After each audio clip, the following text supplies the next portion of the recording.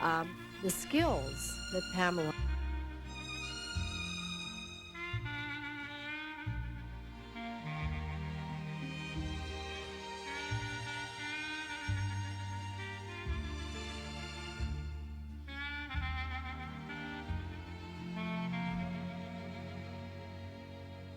Harriman had used with her lovers, the energy and the focus and the follow-through, she now applied to the Democratic Party. She may not have been brilliant, but she did understand human nature, which is, in a sense, the essence of politics. And she was able, over the course of the 10 years that her political action committee was in existence, to get hundreds of wealthy people to pay her $5,000 every year and then let her take credit for donating the money to Democratic Party candidates. One small note of irony that I discovered when I was poring through Federal Election Commission documents was that for 2 years in the 1980s, Pamela herself didn't even give to her own committee, which I thought was kind of amusing. In return for the money that they donated, the patrons of PAMPAC were able to mingle with up-and-coming politicians in Washington. Many of them came from all over the country. Politicians like Bill Clinton, like Al Gore. And Pamela also enchanted these donors by creating something that had never been seen before in fundraising, a kind of intimate and sophisticated atmosphere. Many people would come to her fundraising events at her Georgetown home more to see the photographs of Winston Churchill and other famous and celebrated world leaders, along with magnificent paintings by Van Gogh and Renoir and Matisse, as much as they came to hear Tom Foley or Richard Gebhardt talk about issues in Congress. For Pamela, the ultimate reward, of course, came in 1993 when she was nominated by her political protege, Bill Clinton, as ambassador to France. This was her crowning achievement, the great symbol of the wealth and power and respectability that she had finally acquired. The way she secured her job perfectly illustrated her ability to quietly get what she wanted by working behind the scenes and using important relationships that she had cultivated. Publicly, she was very careful to deny any desire for a top position in the Clinton administration. She said, "Oh, no, we've been out of exile for so long, how would I dare leave Washington at this moment?"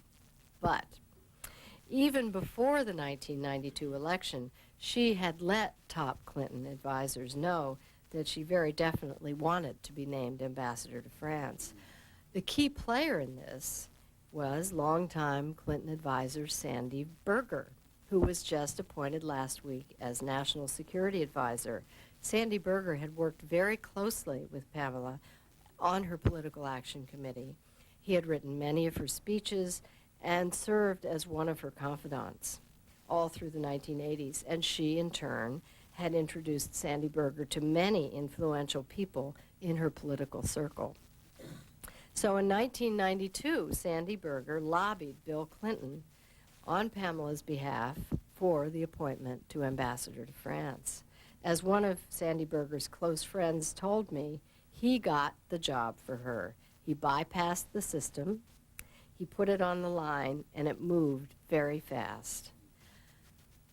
She's done a commendable job as ambassador, given the restraints on her role and her own limitations.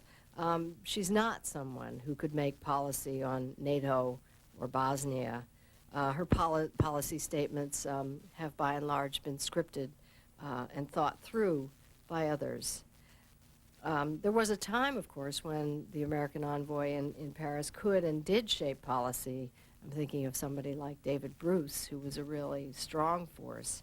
But with a concentration of power in Washington and along with the ease of modern communication, the job of ambassador there has been limited mostly to ceremonies and official meetings. A good ambassador in that role can express a position face to face in a pleasant and convincing manner. And Pamela has always been very good at that, not as a thinker, but as a communicator. She gets along easily in society, and she's comfortable speaking in diplomatic generalities. And also, in a world that is still dominated, particularly in France, by men, she has the ability to get their attention. Besides delivering and receiving messages, the American ambassador in Paris is expected to read the mood of the French leadership and send impressions back to the United States government. And in this, she has proved effective as well. She did have the benefit of a kind of automatic standing in Paris. She had lived in France for 10 years. She knew many of the leading figures in politics and society. She could speak the language. And she was able to use what people in the State Department described to me as her convening power, which actually meant her star quality. If she gave a dinner at the embassy, the French officials would come. It's like if you build the baseball park, they will come. And they would come at the highest level because of who she is.